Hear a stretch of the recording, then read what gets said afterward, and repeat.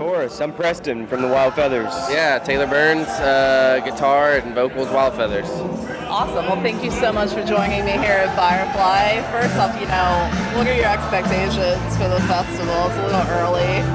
I don't know. I just think, like every festival, you hope you get to introduce your music to a different group of people that haven't seen you before, and also get to check out some amazing bands that we don't normally get a chance to see. Yeah.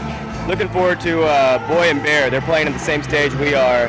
I think after us, actually, but big fans of those guys. Looking forward to that. Absolutely. I heard these festivals are kind of like a class reunion almost for like a summer camp for like rock artists where everybody kind of joins together and it's like a lot of people you don't see all the time. Totally, yeah. Like we're all touring, I imagine, heavy like we are. Everyone's on the road year round, so when we get these, it's like the only time we get to see friends or check out bands we've been hearing about and listening to their records and finally get to see them in person. Absolutely. Yeah. So, how important is it now with so many changes in the music industry? Do you feel like it's more pressure now for artists to have to stay on the road?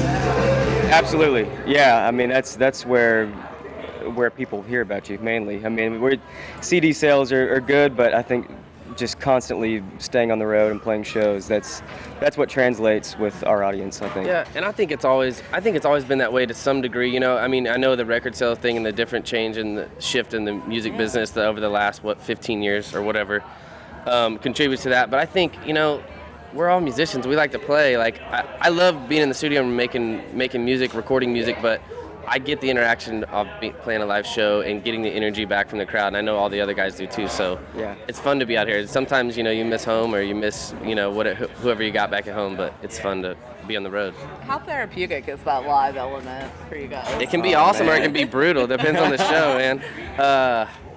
It is therapeutic though. Like it's immediate feedback. Like you know when you have that special moment and everyone in the band clicks and you feel it, it because the crowd reacts to it, and when you fuck up too, so you get both sides. Yeah, I start feeling antsy if you're home for too long. It's like, well, we need to play a show or something. Like I think it's what we all love. That's why we do it, is playing live, and so that's what keeps us going. It's the live show.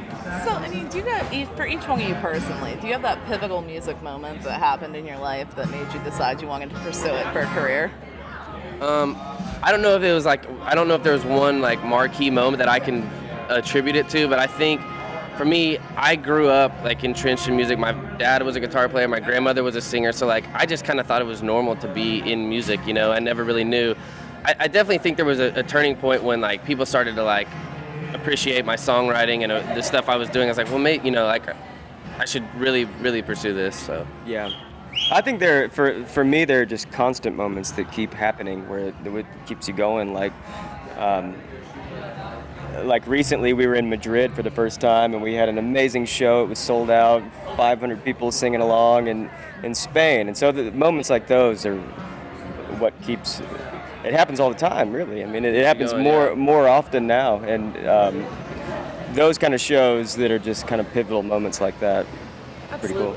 I mean, what I love about your music is you do blend a little bit of different stylistic elements. I mean, there's definitely like, rock and roll, but at the same time, there's a little bit of pop sensibility in there. A little twang.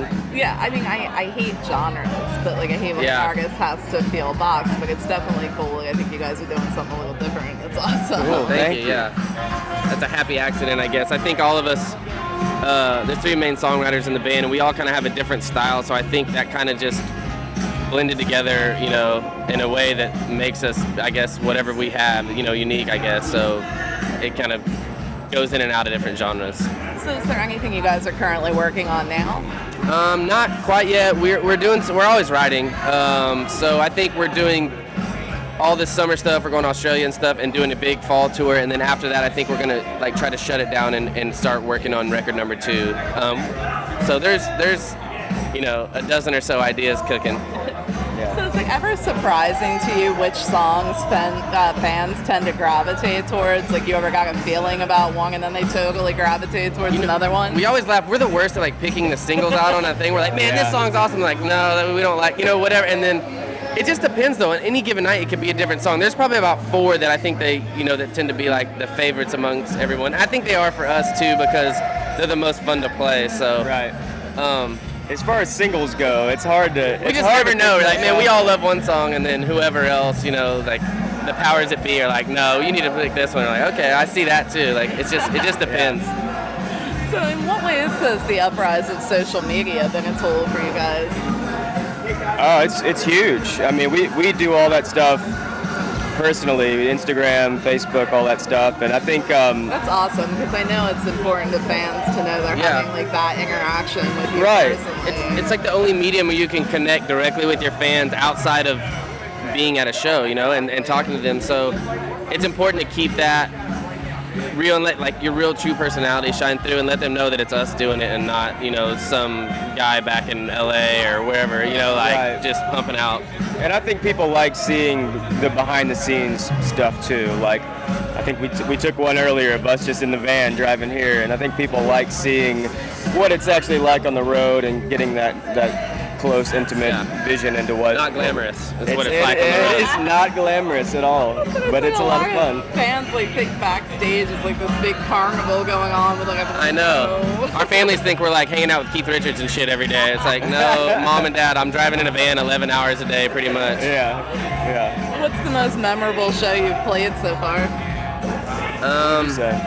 That Madrid one was awesome, but I think Bonnaroo was amazing a couple weeks ago. Yeah, Bonnaroo a couple weeks ago, or last weekend, was incredible.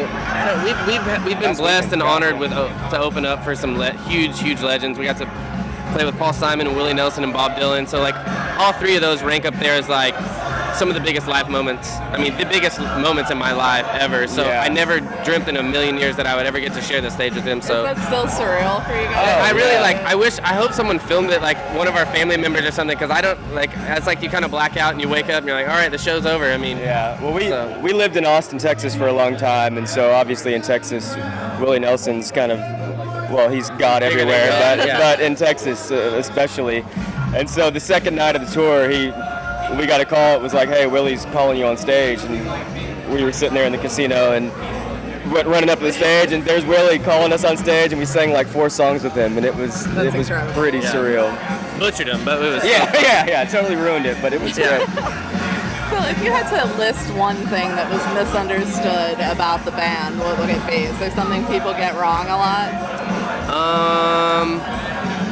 I guess that I don't know, there's a few things of misinformation. That I guess that we're based out of Austin originally. Like, me and him were, the other 2 guys, the band's kind of always been based out of Nashville. We would just happen to be living in Austin and kind of commuted back and forth. I mean, that's kind of lame, but that's one thing that always gets misconstrued. That's a good question. I don't know.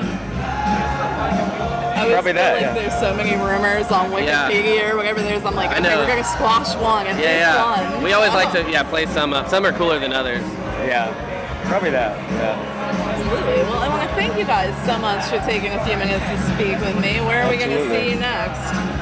We're on the stage. What's that stage? The Forest, I believe. The Forest or the Lawn, And then after that, where are we headed? We're going to be, we're going to go in, I don't know if you're going to Australia. We're going to be Australia for a big festival in July. I wish I was going to Australia. Yeah, so that's where we'll be next. Splendor in the Grass. Yeah, that's what it's called. Awesome. That's great. Well, thanks so much for talking with us. Appreciate it. Cool. Thanks for having us. Thanks.